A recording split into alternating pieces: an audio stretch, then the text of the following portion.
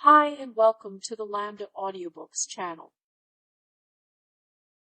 You're listening to the audiobook Frankenstein or the Modern Prometheus. This chapter is titled Letter 1. Beginning chapter. To Mrs. Saville, England.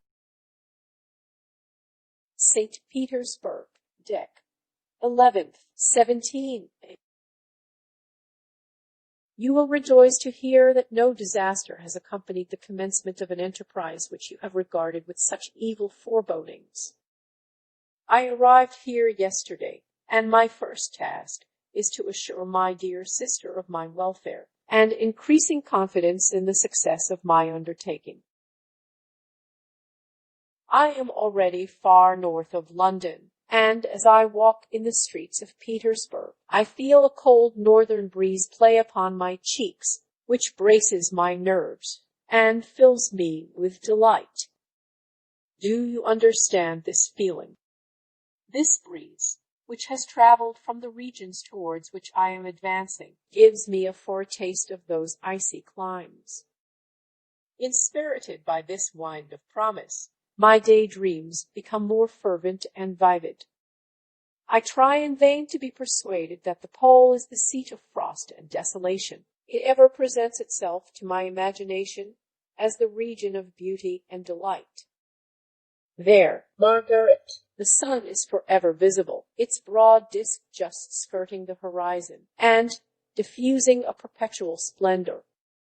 Therefore, with your leave, my sir, I will put some trust in preceding navigators. Their snow and frost are banished, and, sailing over a calm sea, we may be wafted to a land surpassing in wonders and in beauty every region hitherto discovered on the habitable globe.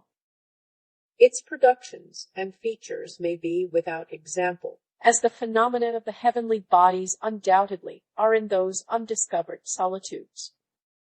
What may not be expected in a country of eternal light? I may there discover the wondrous power which attracts the needle, and may regulate 1,000 celestial observations that require only this voyage to render their seeming eccentricities consistent forever. I shall satiate my ardent curiosity with the sight of a part of the world never before visited, and may tread a land never before imprinted by the foot of man. These are my enticements, and they are sufficient to conquer all fear of danger or death, and to induce me to commence this laborious voyage with the joy a child feels when he embarks in a little boat, with his holiday mates, on an expedition of discovery up his native river. But, supposing all these conjectures to be false, you cannot contest the inestimable benefit which I shall confer on all mankind to the last generation, by discovering a passage near the pole to those countries, to reach which at present so many months are requisite, or by ascertaining the secret of the magnet, which, if at all possible, can only be effected by an undertaking such as mine. These reflections have dispelled the agitation with which I began my letter, and I feel my heart glow with an enthusiasm which elevates me to heaven, for nothing contributes so much to tranquilize the mind as a steady purpose, the point on which the soul may fix its intellectual eye.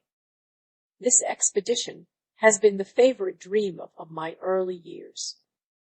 I have read with ardor the accounts of the various voyages which have been made in the prospect of arriving at the North Pacific Ocean through the seas which surround the pole. You may remember that a history of all the voyages made for purposes of discovery composed the whole of our good Paul Thomas's library. My education was neglected, yet I was passionately fond of reading. These volumes were my study day and night, and my familiarity with them increased that regret which I had felt as a child on learning that my father's dying injunction had forbidden my uncle to allow me to embark in a seafaring life. These visions faded when I perused, for the first time, those poets whose effusions entranced my soul, and lifted it to heaven.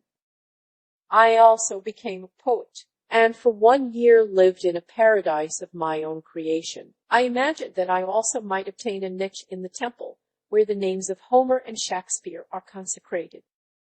You are well acquainted with my failure, and how heavily I bore the disappointment. But just at that time I inherited the fortune of my cousin, and my thoughts were turned into the channel of their earlier bent. 6 years have passed since I resolved on my present undertaking. I can, even now, remember the hour from which I dedicated myself to this great enterprise. I commenced by inuring my body to hardship. I accompanied the whale fishers on several expeditions to the North Sea. I voluntarily endured cold, famine, thirst, and want of sleep. I often worked harder than the common sailors during the day, and devoted my nights to the study of mathematics, the theory of medicine, and those branches of physical science from which a naval adventurer might derive the greatest practical advantage. Twice I actually hired myself as an undermate in a Greenland whaler, and quitted myself to admiration.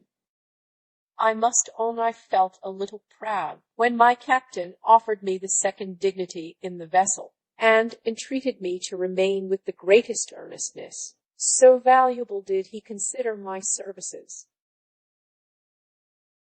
And now, dear Margaret, do I not deserve to accomplish some great purpose?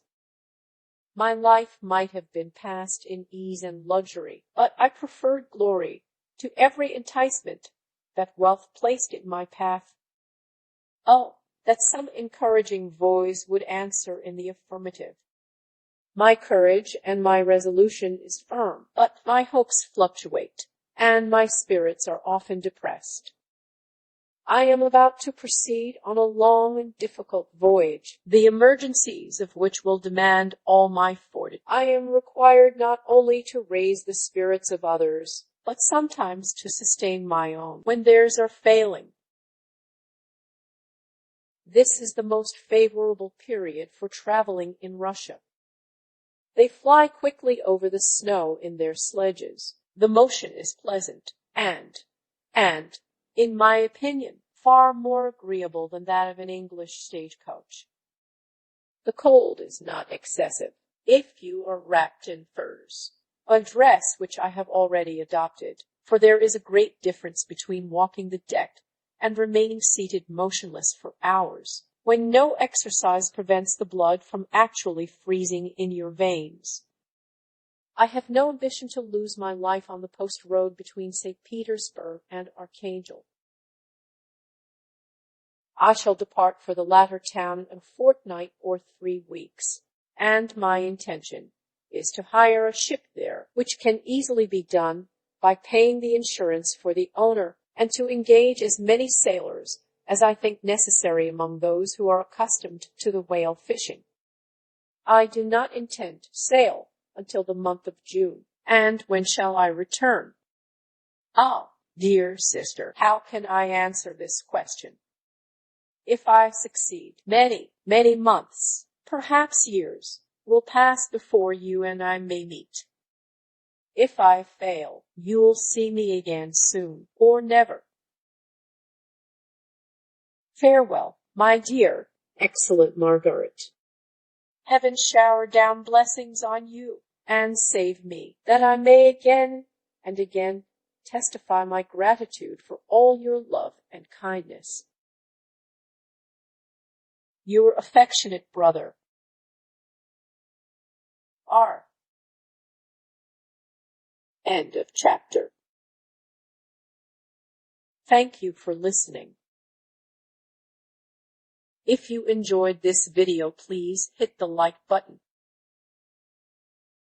If you are interested in hearing more audiobooks, subscribe and turn on the notifications to get fresh daily audiobook chapters from Lambda Audiobooks. Until next time.